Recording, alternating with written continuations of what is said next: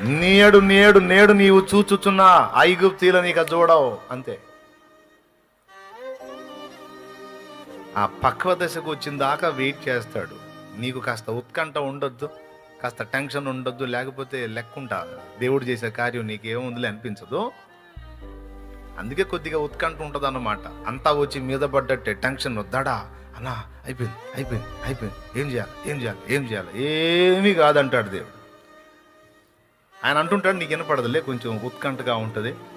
ఒక్కటి మాత్రం గుర్తుపెట్టుకో, ఆఖరి నిమిషంలోనైనా అద్భుతం చేయగలడు ఆయన.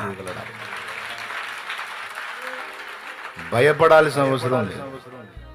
ఎందుకంటే ప్రతి ఆలస్యం ఒక అద్భుతాన్ని నీకు చూపిస్తుంది నమ్మితే. ప్రతి ఆలస్యం ఒక అద్భుతాన్ని చూపిస్తుంది నువ్వు నమ్మితే, విశ్వాసివై ఉంటే. ఊరకనే నిలుచుండి చూడు దేవుడు చేసే కార్యం అని.